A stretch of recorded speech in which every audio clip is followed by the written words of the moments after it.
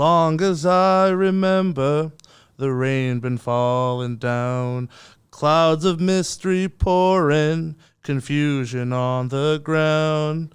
Good men through the ages, trying to find the sun, and I wonder, still I wonder, who stopped the rain? Raff, thank you very much, man. Welcome to the construction life. Thank you. I'm happy to be here. This is great, man. So good to finally meet. Absolutely. I know that we roundabout Kevin Bacon. We know a bunch of similar people. Well, that's construction, man. So it's good to have you here. I want to let everybody know I'm wearing Heavy Duty Homes today. Actually, particular favorite tee of mine. Thank you very much, Phil. I like this tee, and I like that you got the Canadian flag on the sleeve as well, too. But today's show, we've got Raff from Platinum Group. It's platinumcontractors.ca, info@platinumcontractors.ca, and on Instagram, it's Platinum Group Toronto. Drywall and reno? Which one's first? Which one's the first love? My first love will always be drywall. Drywall? Always be drywall. I grew up in the drywall industry. My uncle was in the painting and drywall industry, so I grew up with him. And then I noticed there was a bit of a niche market for it in residential. A lot of commercial drywallers, so I got into the residential part of it, and I liked it. You know, it was always a tough job, but I liked it. Then I realized the artwork to drywall that there is. It's not just what people think, slapping it up, all these designs, drop ceilings to do with it. So it became more of an art as I got older than just slapping it all up. You guys are particularly critical. Yeah, we are. We are. I would say probably more so than any other trade. Like, you guys are either hugely supportive or hugely not supportive of that particular trade. Why is that? This is the thing when it comes to drywall and taping, a lot of drywallers and tapers, they just say they slap it up and the poor painter has to deal with it. On my end, I make sure that, especially the taping, is good for the guy after me. You got to care about the other person. You know, then our job will reflect when the painting's done. Is it a race to the bottom? Is that why that guys just literally slap it up and don't care about the painter, the next person, anybody? A lot of it's like that. You know what a lot of it is just, it's the pressure, like you say. Like, they want the framing slapped up, get the drywall slapped up, get the taping done, and it's a process, right? I've seen, like, you know, some job sites where it's like, if I was these painters, I would head for the highway. You know, there's 2 coats of mud, barely half it sanded, but unfortunately, more on a commercial standpoint, the contractor will justify it, right? Residential, they don't. Most of the time, they say, yeah, it looks good. And the poor painter gets the wrath for it. Are you more of a rocker or a mudder? Like, what's your love? You like hanging it or you like mudding it? I'd say mudding it. Mudding it? I'd say mudding it. I've learned from just watching a lot of people over the years, and just mudding, it's the technique, the finesse, and using, as you see every year, there's a different tool that comes out to make your life easier. It's amazing. Mudding, for me, it's when a nice, clean, sanded, finished mud job, it shows a bit more than just putting up some drywall. Do we need all these tools, all these new tools that are coming out, or can we? You know what? I'm an old school guy.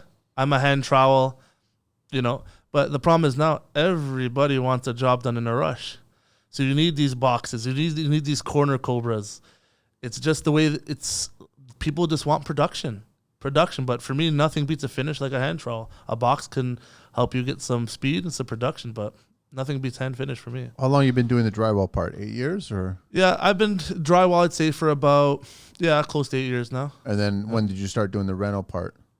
We just incorporated reno within the past, I'd say, 4 years. Okay. The thing was that everyone's like, oh, you guys do drywall, you guys do taping, you do painting. Oh, you don't do tiles? No. Okay. So I kind of got slowly forced into people asking for one thing, another led to another. Then we started getting into rentals because people, it seems like they just want to call one person for everything now. They do. And I know before we got started off mic, we were talking about, I'm seeing a lot more guys partnering up and like working together as a team and expanding one solid brand out. It's very valuable to do that, man. Absolutely. And slowly within the past 2 years, I've tried to explain to customers, you know, a lot of customers I like one guy who does everything. Well, I look at like this.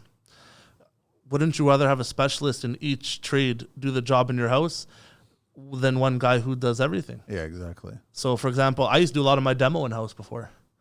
And, my guys will take a day or 2 days where, I call my friend, I was telling you, Anthony, Endless Demolition. Yeah. They come in like doctors, smash it all, clean it up, and it's done. My homeowners are amazed. They're like, wow, we didn't realize that demo was like this. We thought just smashing walls.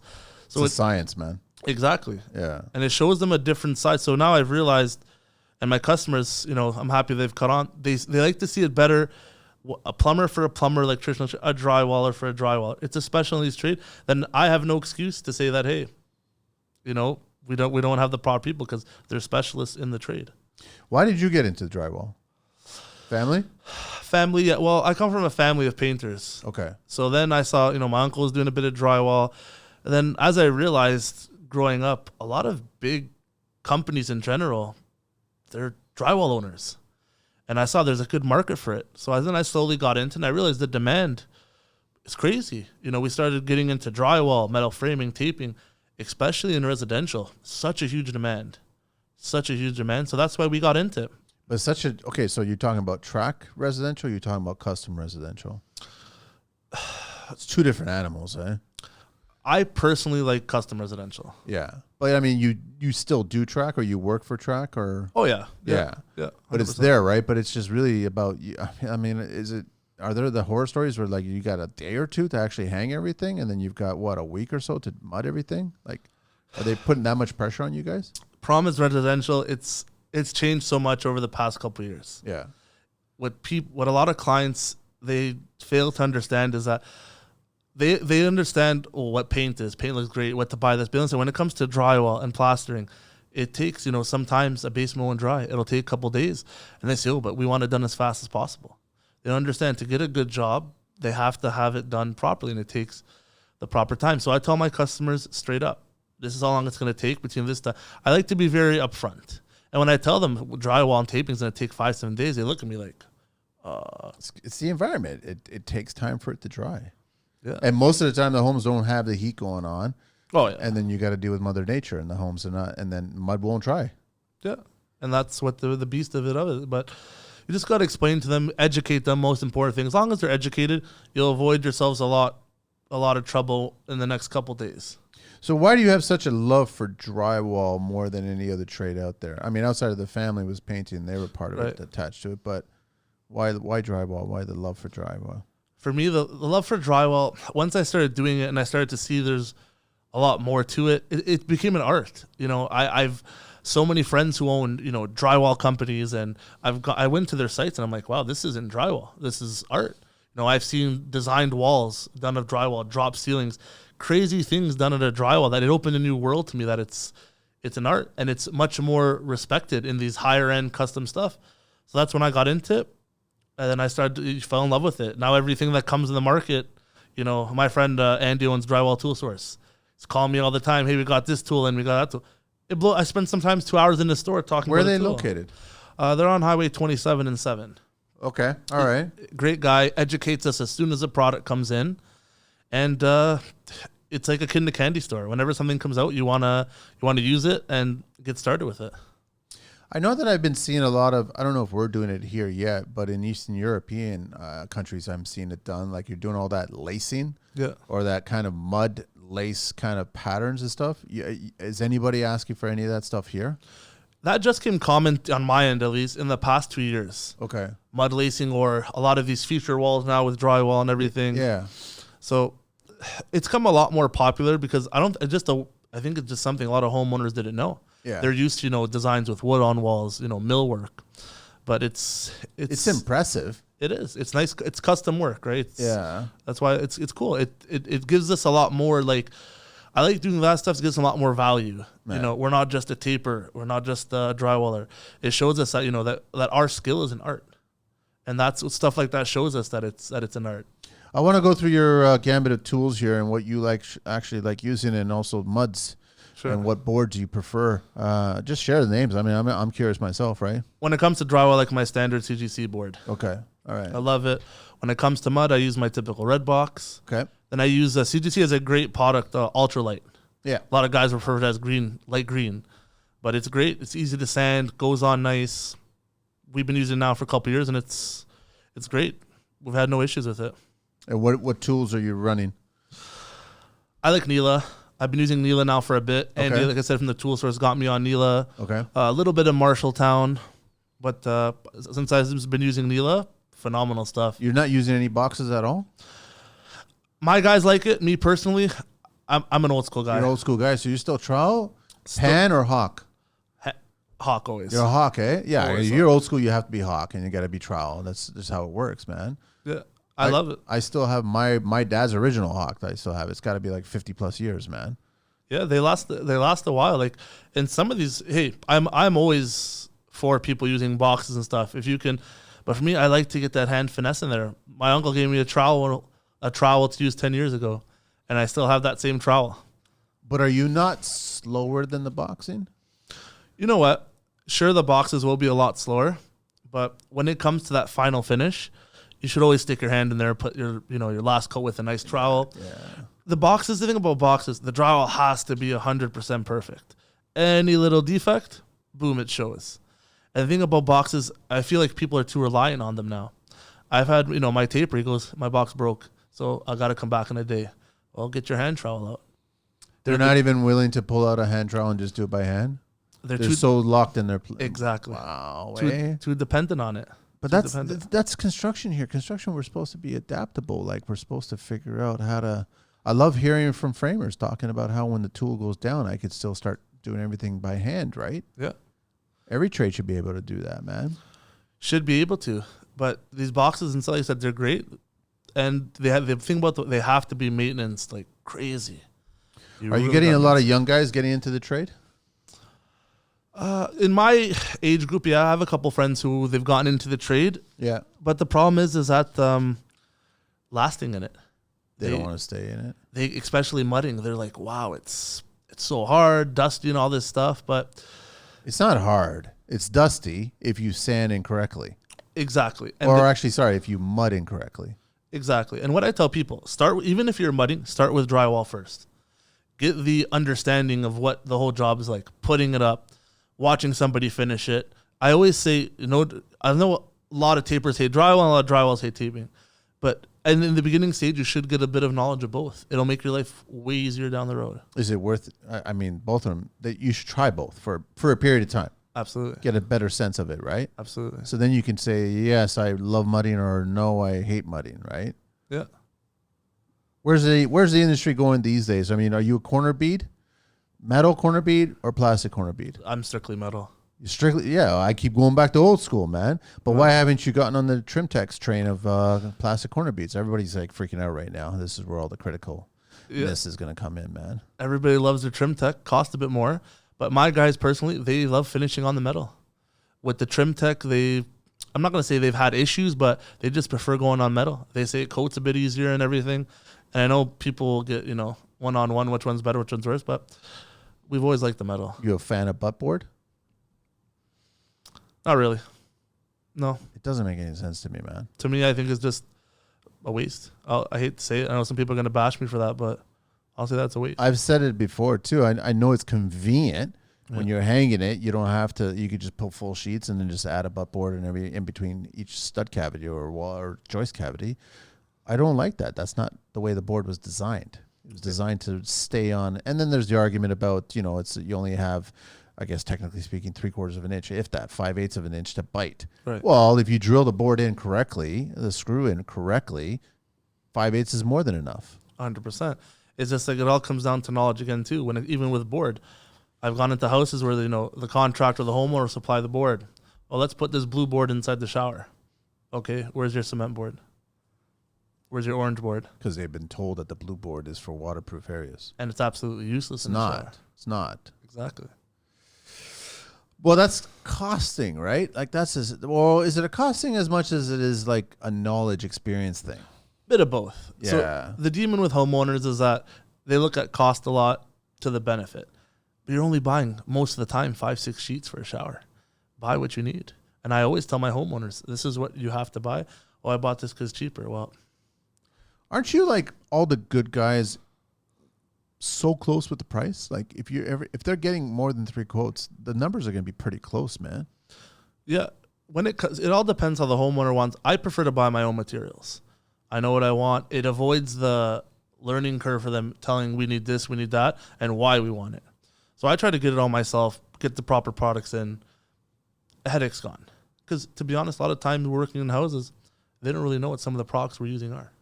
You ever, where are you getting all your drywall from? What supplier you deal with? Honestly, recently, just to make time a lot easier, we use TOOLBX.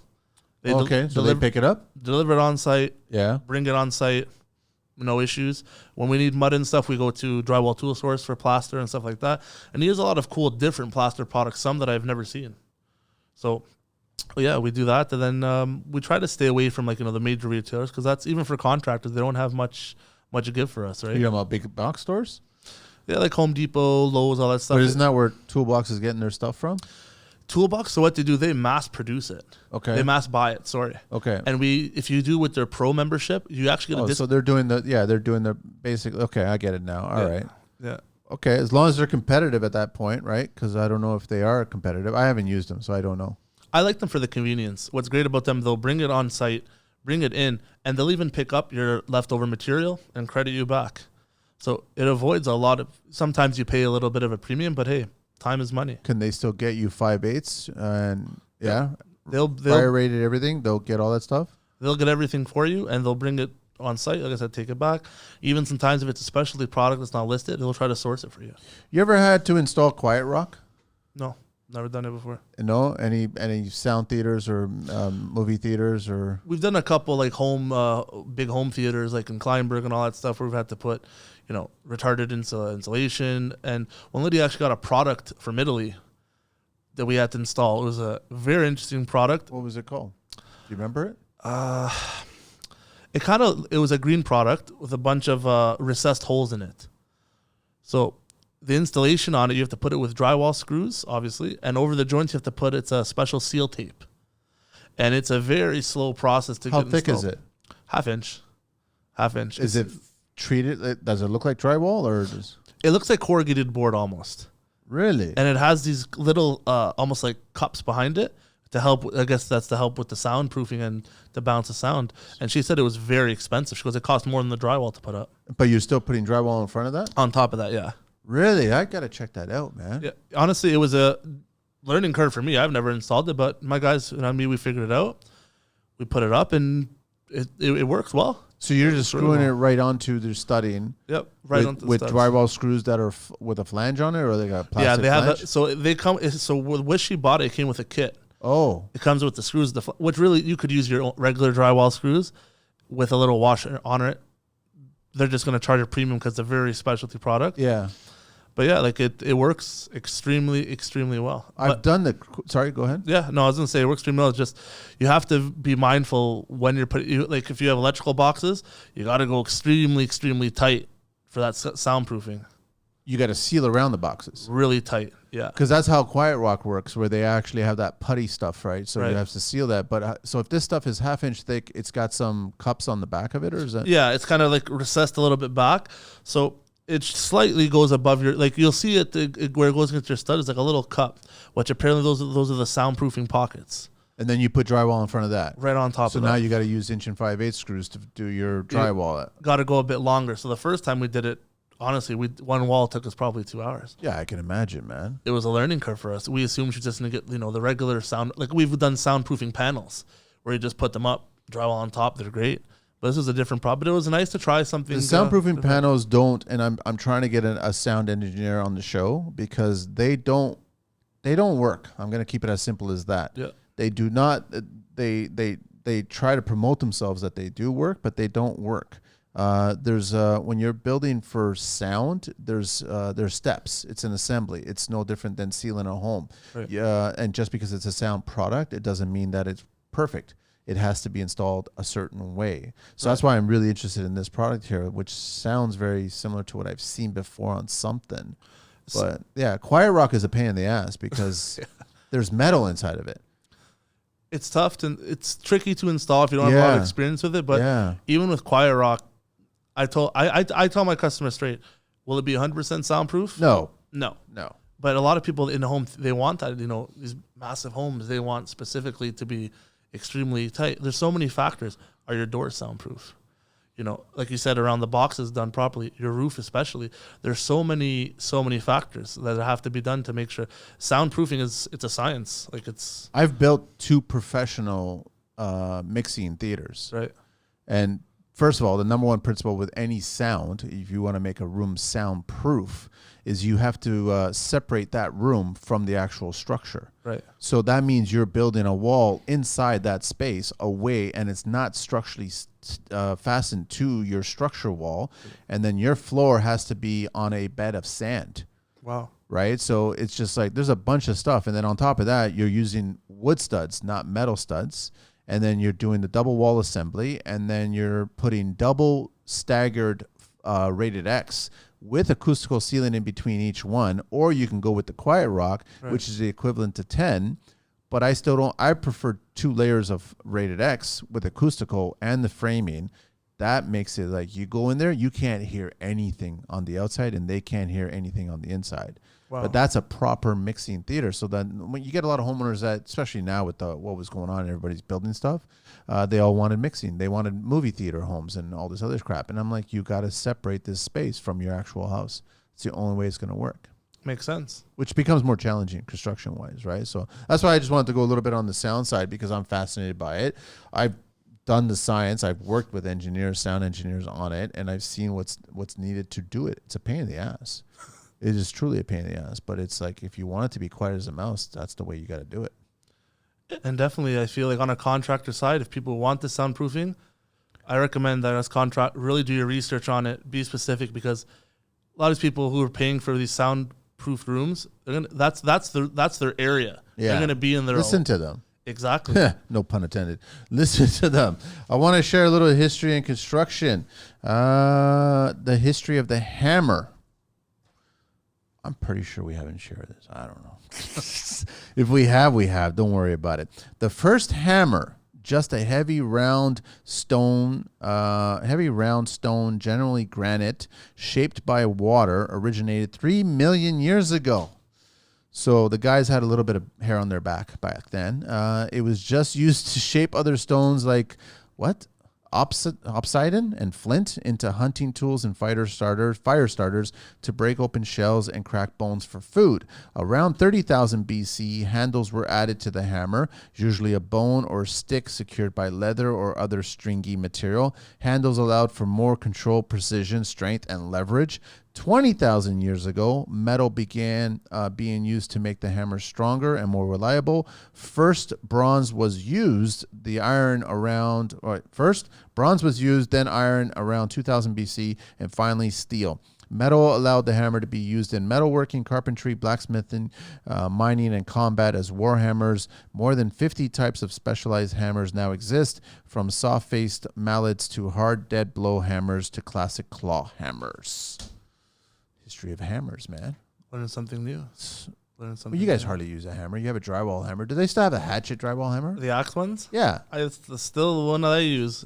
Really? I love it. It's great. East Wing, right? The best. Yeah, I got mine from Bernardi. Yeah.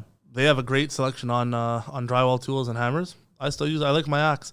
Some drywallers, they don't care, but the axe for me is nice. You got to pick something out, pop off a screw. Beautiful. Pop it on the tool belt. I always recommend the axe. So drilling out the board, are the new trades coming into the business understanding that ripping that paper is a bad thing? Drilling too deep is a bad thing? There's a sweet spot? Yeah, I don't think they really understand.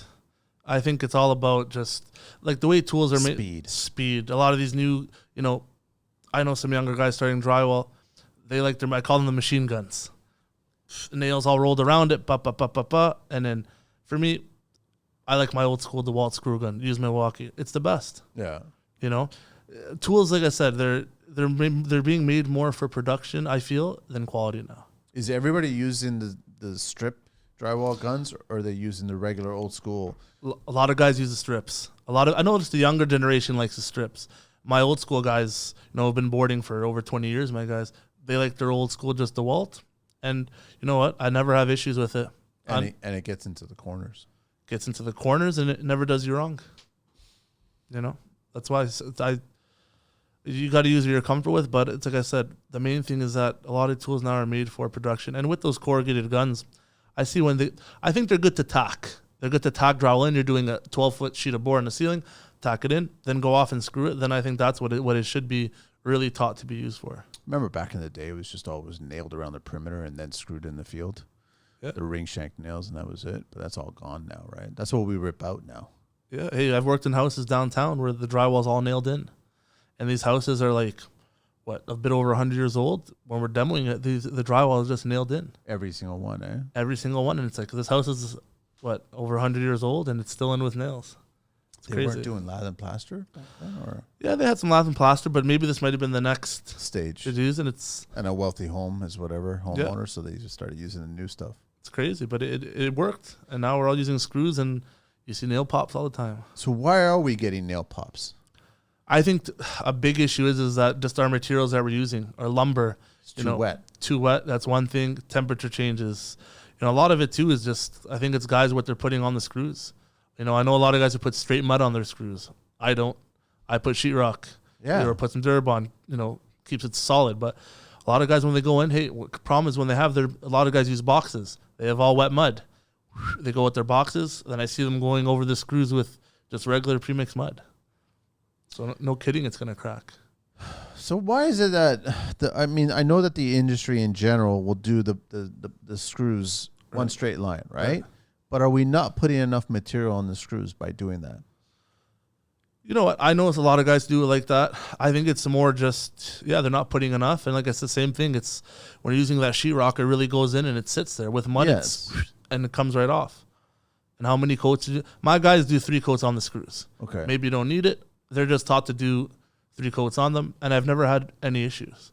And I think a lot of the times the screws are overlooked. Everyone cares about the joints, the corners, but what does a homeowner notice first thing after the paint? Nail pops. Of course. Nail pops. Nobody asking for level 5 these days? Or they can't afford it, they don't want to afford it? Big issue with that, yeah. But then they see the butt joints and they see the joints. And yeah, custom homes, I always price in level 5. How much more are we talking about here, percentage-wise? I'd say definitely costs about 30% more. That's not a crazy amount. Not crazy, but trying to explain to homeowner this is what level 5 is and this is what regular is. Oh, why am I paying that 30% more? It's big difference in price. And I feel like with level 5, there's only certain guys who can do level 5 really, really well. A lot of plaster guys have a different version of level 5. You tackling it yourself? No, not level 5. No, I get my guys, they do the level 5. They do the nice last coat with the tomahawk. They'll even spray the mud on the ceiling. I've seen some guys do it, roll it on. It's crazy how some people do level. I know one guy, he's done some jobs for me in the past. I follow him. His name is Grassini Drywall. Okay. And I see how he does his level 5, and it's amazing how they do it.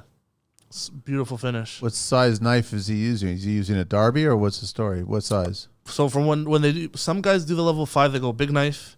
Then they'll do they actually spray it with a spray painter on and a massive 18-inch, 20-inch tomahawk, clean it off.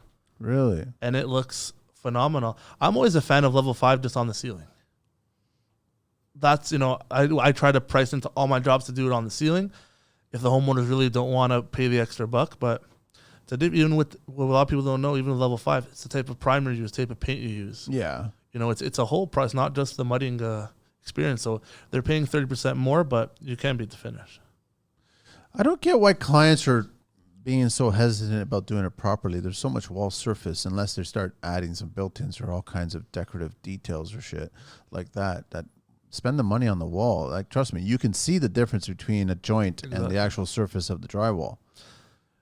The issue I noticed with homeowners is this. I want to pay, $10,000 for my quartz countertop. Yeah. They want to pay for the stuff that looks great. But they don't realize it's your walls, the stuff behind the walls. That's what really makes your house, longevity of your house last. A kitchen you can replace in 5 years if it, doesn't look good or, it starts to deteriorate. But when your walls start to deteriorate or joints start to crack, good luck to you. It's going to cost you a fortune.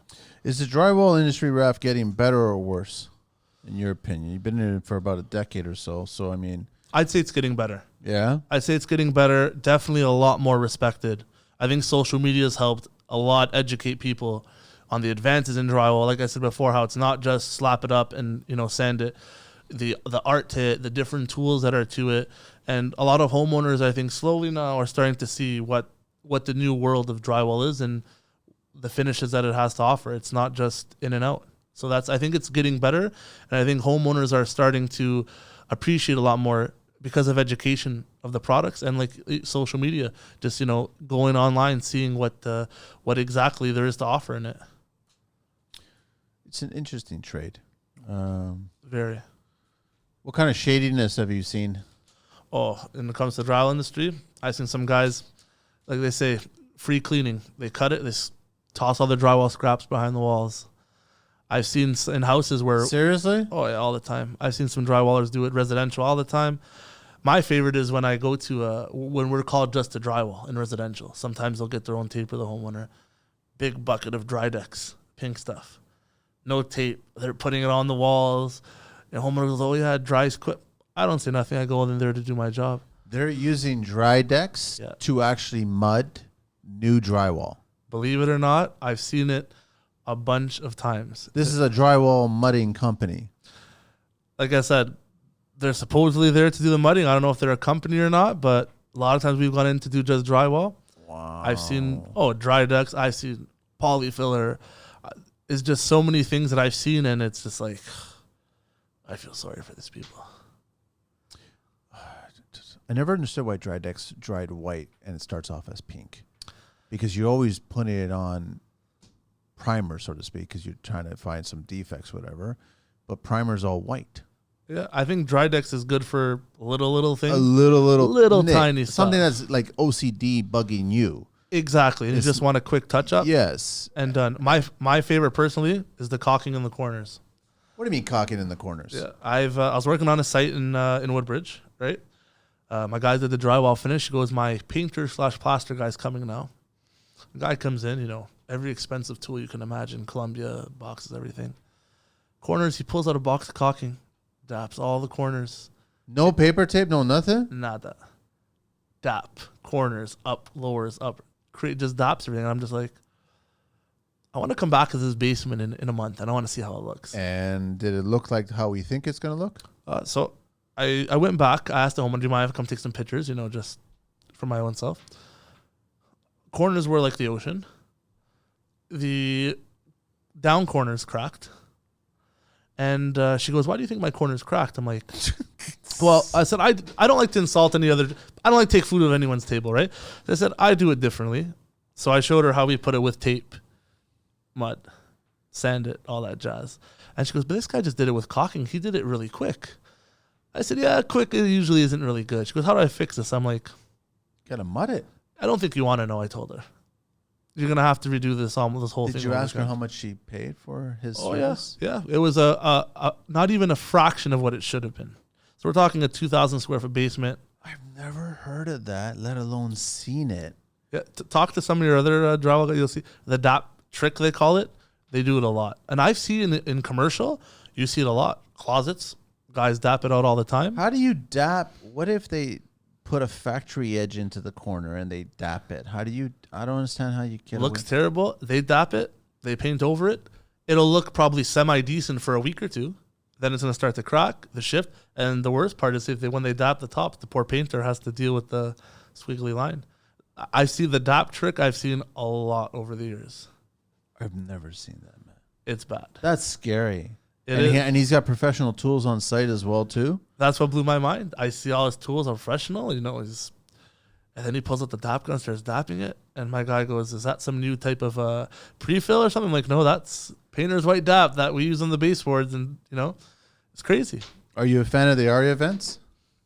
Yeah, honestly, they've come out in the past couple of years. We've used them a lot. Yeah. Looks so much better. Yeah, they're a bit of work, and the price is, a little bit... No, actually, it's not that expensive anymore. No. When they first came out, they were pretty expensive. Yeah, but now you guys have to up your price now because there's more effort now. More effort, and the homeowners, that's their wow factor. Yes. A lot of them don't know about it. They see it, they love it. It amazes them. And that's one thing what I like about our events. It's expanding our business where we're not just drywall tape. They see these type of things. It's great. It works for you guys. Looks so much better, yeah. You guys getting a lot of clients asking for curved walls and things like that, or more on the custom stuff? Yeah, we'll get some curved walls in the basement. A lot of archways still. People still seem to like their archways, which I love myself. They look trimless great. archways. Yeah, trimless archways. Okay. Yeah. All right. So Yeah, definitely more custom stuff. People still want these type of things for sure. Yeah. You ever get into doing the crown molding, plaster crown molding? You don't get into that whole world, eh? No, I have one guy, my guy who does it for me. Totally different world for me. Yeah. And I feel sorry for him because with the evolution of MDF and how cheap it is now, that business, he's telling me every year it's slowly getting lower and lower and lower, that he's had to go into other, get into painting and stuff like that because it's such a dying art. To me, that is an art. But for me, when I see beautiful plaster crown molding, you can't beat it. Is he doing the plaster crown molding or is he doing the styrofoam crown molding? He does strictly plaster. I still respect the strictly plaster guys.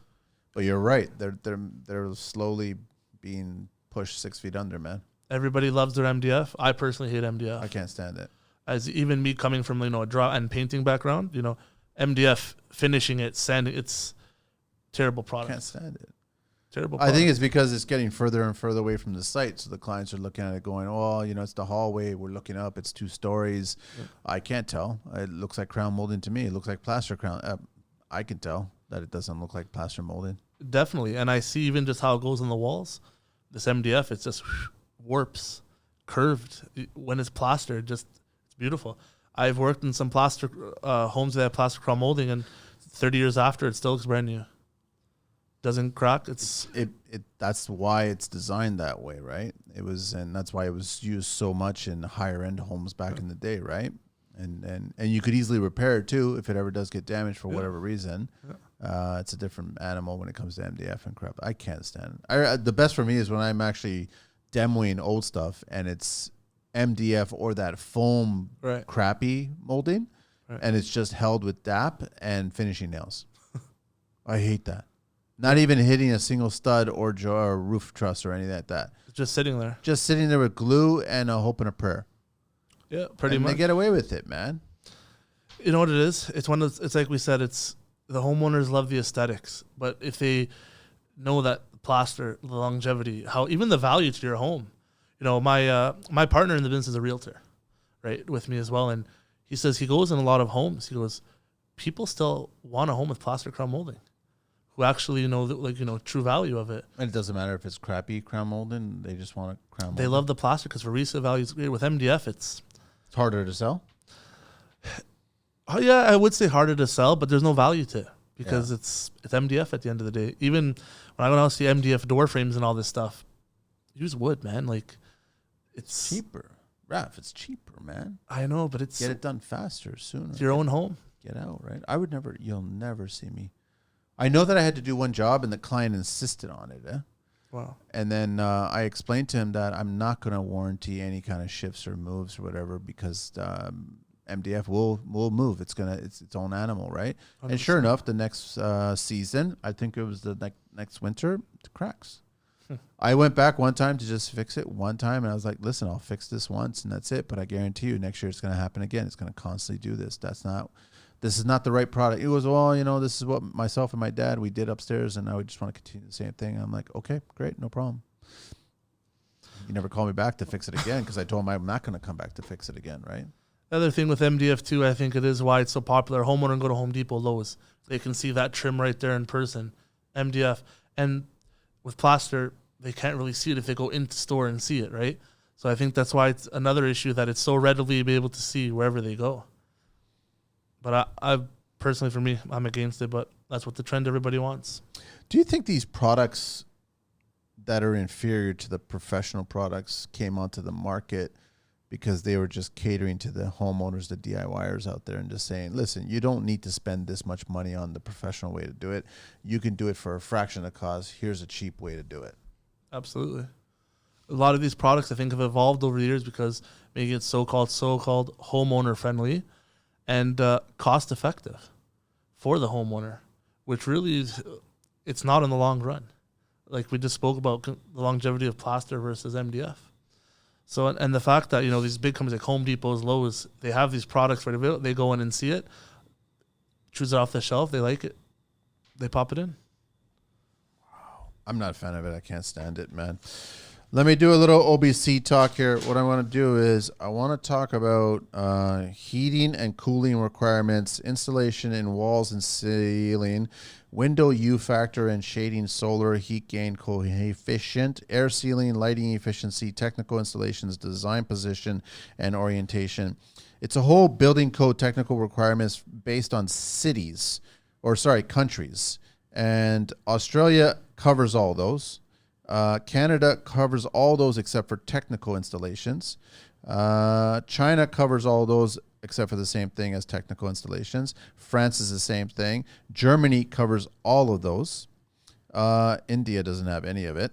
Italy covers all of those. Japan covers all of them except for lighting efficiency and technical installations.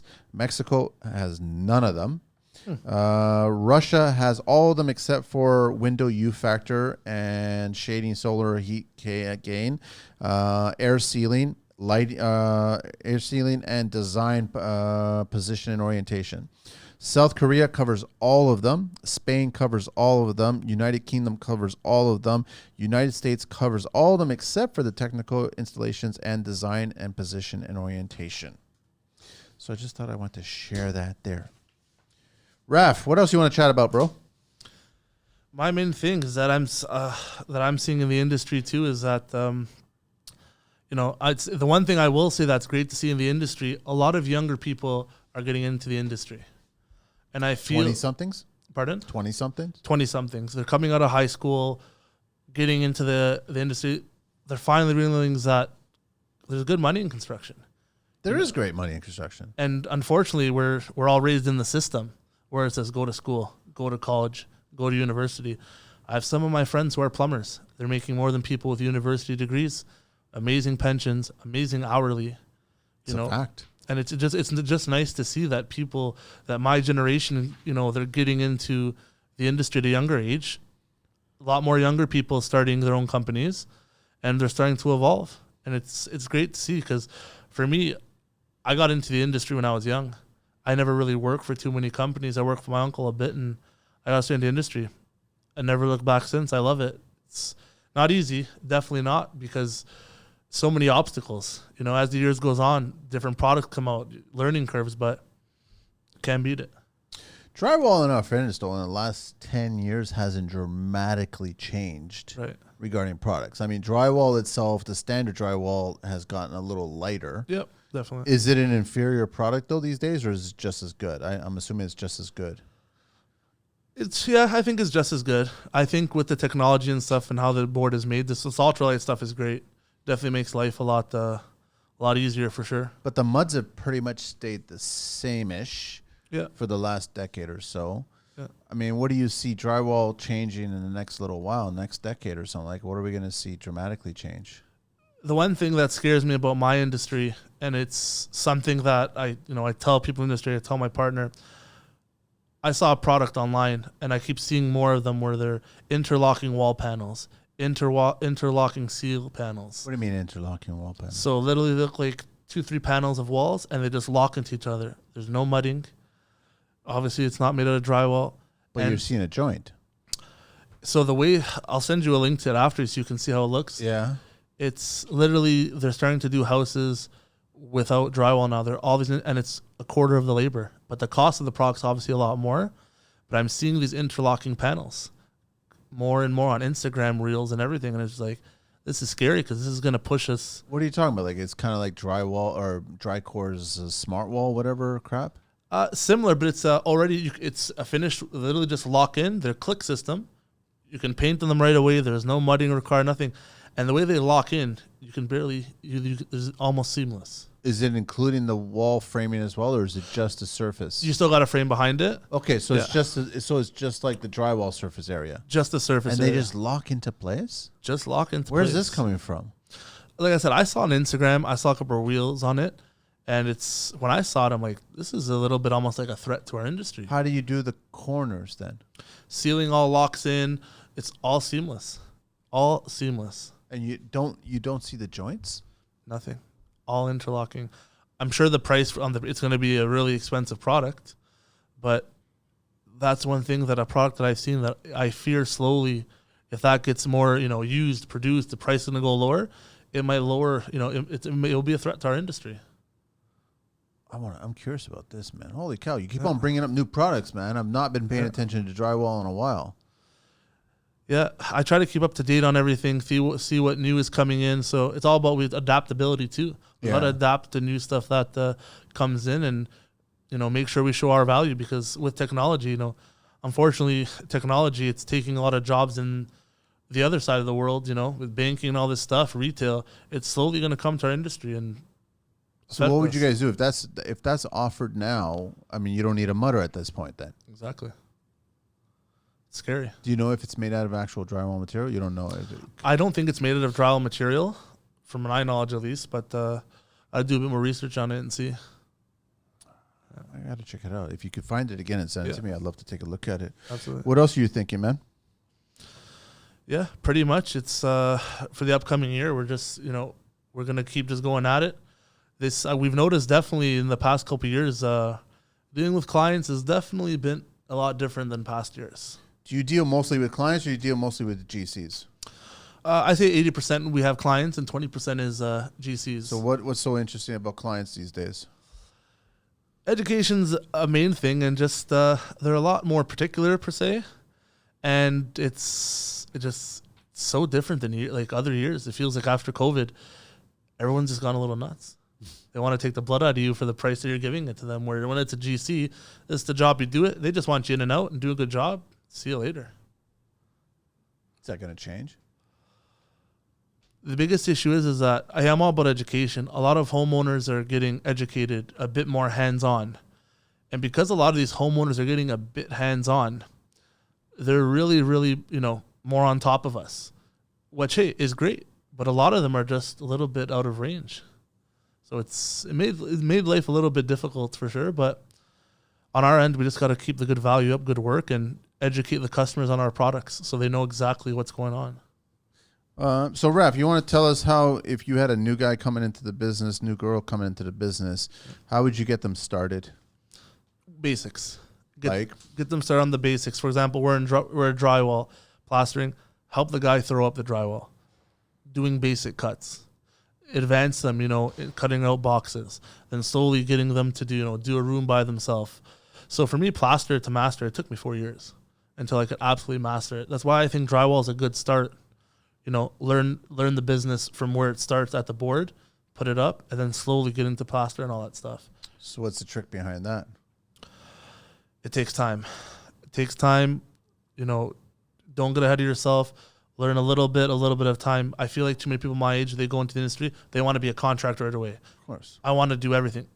Specialize in something. Specialize in one thing.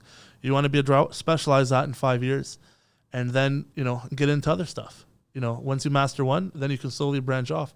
I know a lot of, my friends, they started off in single trades, and now they're GCs, and now they're getting little sub companies.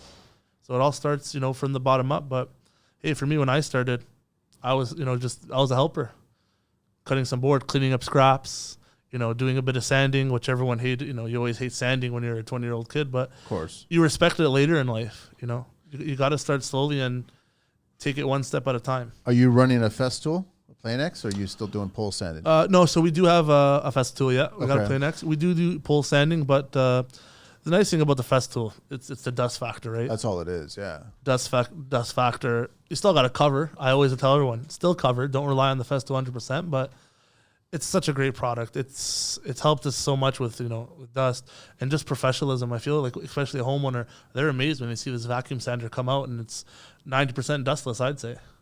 It's a great tool. It's an expensive tool.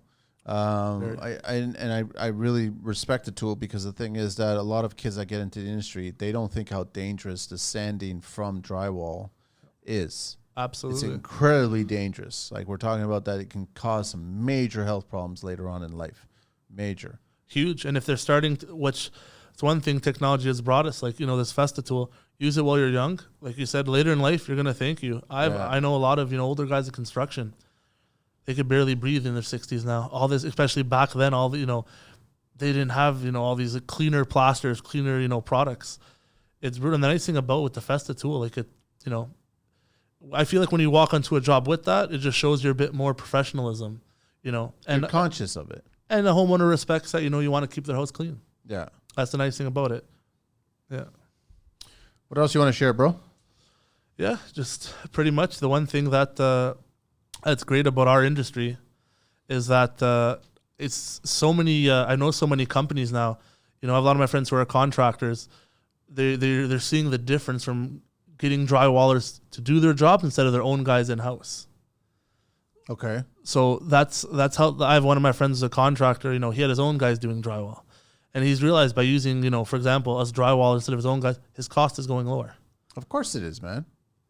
It's such a, we're just, like I said, we were undervalued. Now we're getting more value. What's the concern? Is that GCs are looking at it like you guys, any sub-trades are actually overcharging or something like that? Is that they think? They feel like, I got to bring a guy in to do it. It's going to cost more. When realize it's that, for me at least, I go with what the industry pricing is. Yeah. I'm not going in to charge more. I'm not going to charge less. And, it makes, it makes their life a lot easier. You're doing a square footage price? Square footage if it's like a brand new house or, but if it's like a custom home, like to go see it. Scope of work. Yeah. I'm not big on just, guys call me up, say, hey, what do you charge per square foot? I want to see what the work is involved. I've bitten myself in the foot years ago with going off square footage. So that's why I like to see the job go. Every job is different. Every house is different. Yeah. So I always like to go in and, see what I'm looking at first. All right, let me do a little Green Book talk here. Qualifications fines. If a worker operates a crane or a hoisting device without qualifications, the fine is what? What do you think it is? How much? $2,500. $250. Wow. If a worker does not have written proof of training or is not being trained by someone with written proof of training, the fine is what? $1,000. $250. If the employer does not ensure that a qualified worker operates a rotary foundation drill rig, the fine is what? I'll guess $250. $550. If a worker operates a rotary foundation drill rig without qualifications, the fine is $1,000. $250. Down to $250. If a worker connects, maintains, or modifies electrical equipment or installations without qualifications, the fine is $5,000. $250. It's $250. Yes. Magic number. I think those are pretty cheap fines. I think they're ridiculously cheap fines. I think they're designed so then you can get fined and still keep on working. A lot of issues like that, though, I blame the man at the top. I've done work, for example, in the airport, and I've seen, you have electricians, plumbers, grinding, soldering stuff. They don't have the proper, for example, a fire extinguisher next to you. Why isn't your boss at the top educating you? It's true. And then you're complaining that you're getting these fines. If I'm getting $250 for a safety issue. Well, see, the employer's getting fined at $550. The worker's getting fined at $250. I think the fine should be heavier.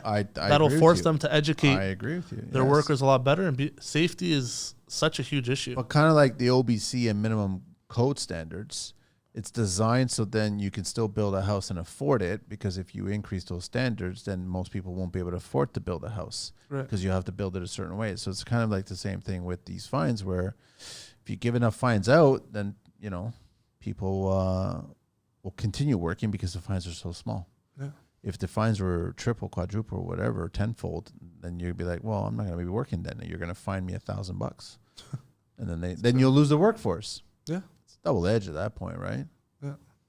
So I want to go back to the start of the show that we were talking about, how like drywall's got this aura around it. Like everybody on social media thinks that they're a drywall god. Yeah. Nobody thinks that they're a drywall mortal. They all think they're gods. Right. Where does that come from, man? Just social media, the stuff on social media. I see people putting up a basement of drywall, and with social media, music playing, all that stuff. It's like a film. And you're putting up drywall, which, hey, great. I'm a bit old school. Yeah. I love social media, but I'm very simple. I just like to post my jobs, get my recognition. But a lot of homeowners, they love seeing that type of stuff on your Instagram page. To them, it makes them look, more professional, but for me, I'm old school. You ever get called into, like, someone's just hung, I'm sure you've seen these videos, right, where it's like pieces and pieces and pieces and pieces, and they're like, I don't even know how they figured out how to install this drywall like this, man. I don't get it. Like it's just they must have went through 5 boxes of screws just to put all these pieces together. Honestly, we had a basement rental that we took over about say 6 months ago. Literally one guy it looked like a checkerboard. Strip, strip, strip, strip, strip, strip, strip, bulging out. I told the homeowner, I said, did you do this yourself? She goes, oh no, I had my drywall guy do it. He said the mudding will fix it. I said, I've heard that line before. Mutter will fix it. Common line, mutter will fix it. Yeah, and then you're going to charge her how much now because you've got to tape every single joint. She goes, can you plaster this? I'm like, no. I said, I'm going to price you to take it down and redo it. You'd have to skim that whole wall out 3-4 times to make it look good. So I priced her to take it out, redid it. And she saw the difference in the end, but there's some crazy things I've seen. So you did rip it all out, and she agreed to that? Absolutely. So what was this guy just using a bunch of offcuts that he just had from another job and that just installed it that way? I just think he didn't know what he was doing, man. That's exactly what it is. It was absolutely crazy. It was almost entertaining to see, I hate to say it. Wow. It was just 1,000 screws, there was no scrap at least.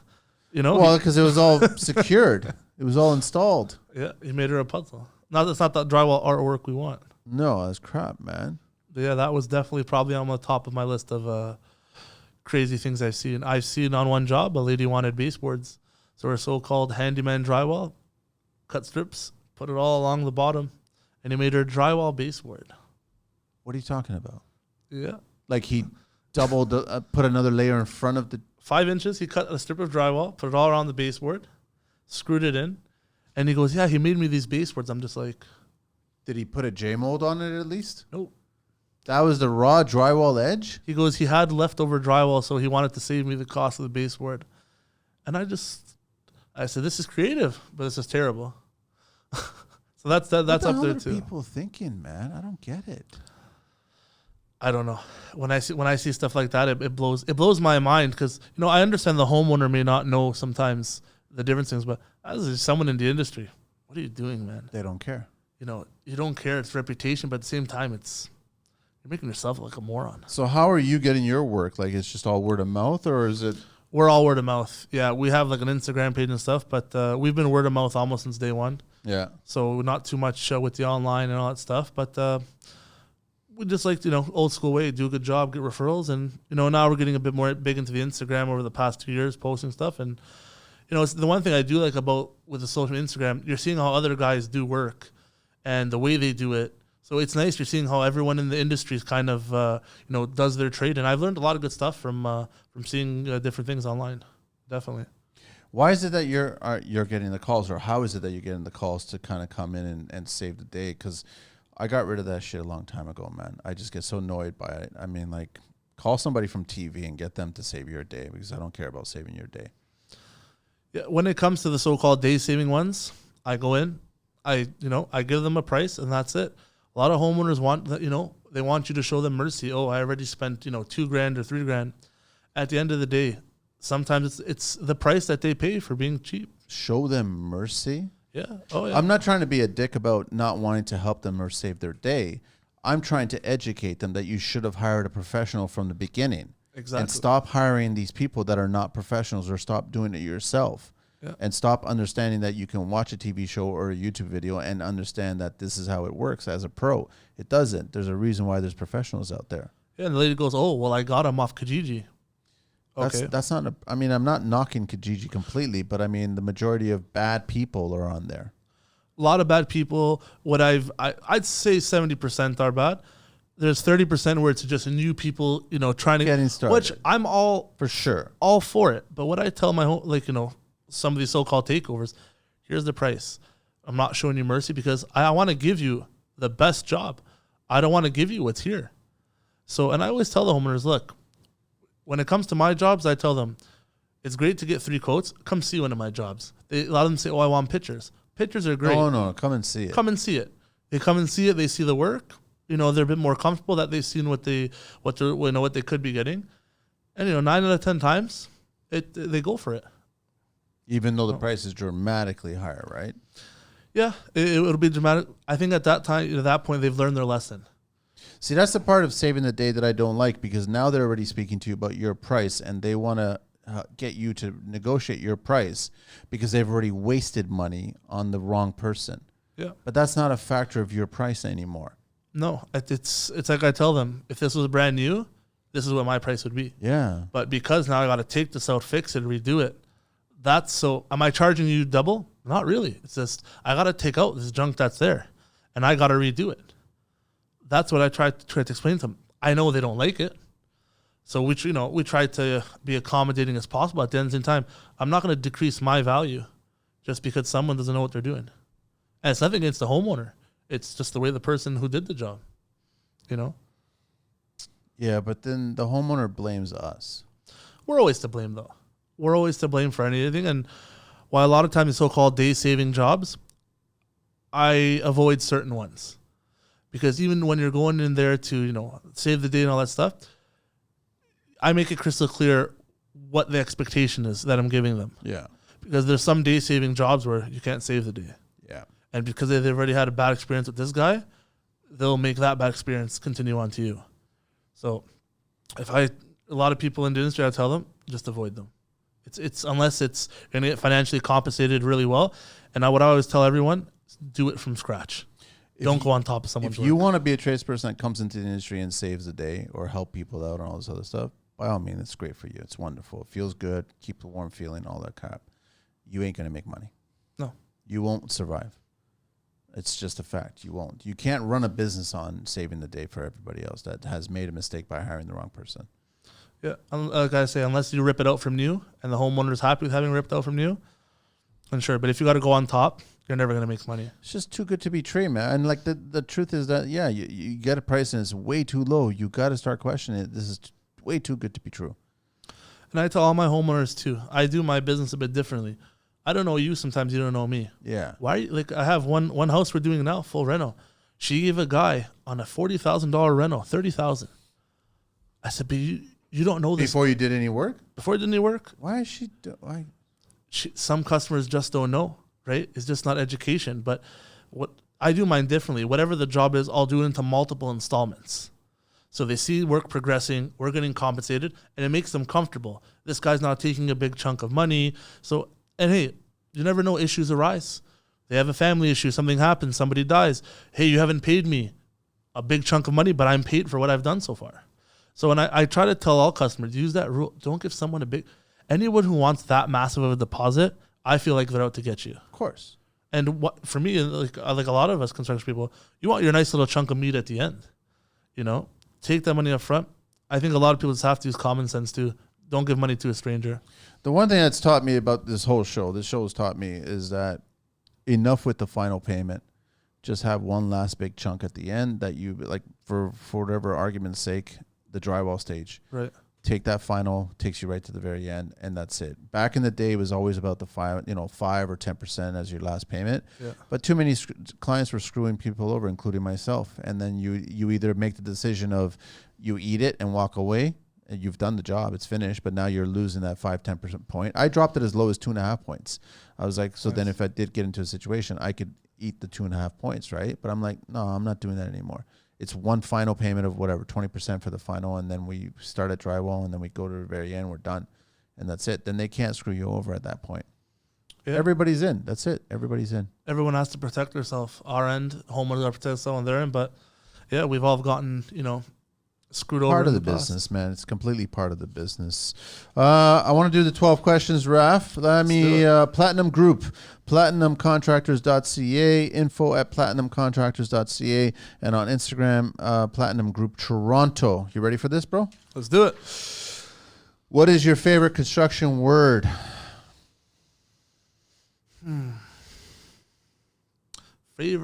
I'll say butt joint. Butt joint. What is your least favorite construction word? Least favorite. Gut it. I hate the word gut it. When my demo guys say, we're going to gut it, I don't know why, I just hate the word. Gut it.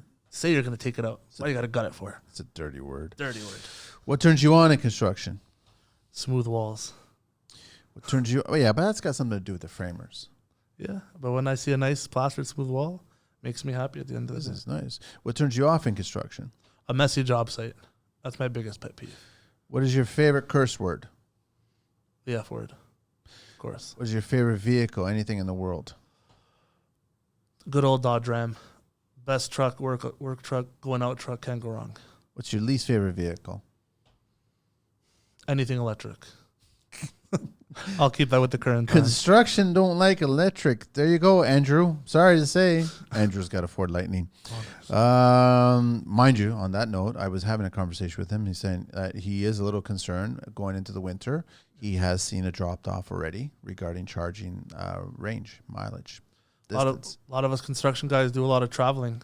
For me, I do 400 or 500 kilometers a day, driving around site to site. That's a charge right there. Yeah, I can't just sit down and say, all right, let's wait 5 hours. I'd go nuts. Can't do that. What is your least, or that's sorry, what construction sound or noise do you love? When a drywall screw goes in, and you hear that nice noise. Clean sound. Beautiful noise. What construction sound or noise do you hate? Construction I was in, I hate. When you're running your knife over screws that are popping up when you're mudding and you hear that clicking noise. I call it the devil's noise. It's the worst. Because you're picturing this knife being damaged. Yeah, and you hear that clicking, you gotta find something, smash it in, pop it out. It's annoying. What profession other than your own would you like to attempt one day? Honestly, I've always been big on plumbing. Yeah? It's always fascinated me, yeah. I've always wanted to get into it, and it's a trade that, a lot of people are in it. They do very well. They're making money, man. All the plumbers I know start driving Porsche. Must be nice. Must be nice. What profession would you not like to do? I'm not big on heating and cooling, HVAC. It just scares me. Gas component, electrical. And heavy. Tough job. Just light the stogie. Last question. If heaven exists, what would you like to hear God say when you arrive at the pearly gates? I hope heaven's a world where all walls are finished and we would just relax dust-free for the rest of our life. That's my type of heaven. Anything else you want to share, man? I think we covered quite a bit about your industry and what's going on. Yeah, honestly, thanks a lot for having us on the show, and it was a pleasure. It was great. Thanks, man. So again, Platinum Group, platinumcontractors.ca, info@platinumcontractors.ca, Platinum Group Toronto. Thanks so much, Raff. Thank you. It was a pleasure. Thank you, Angelina. We out of here.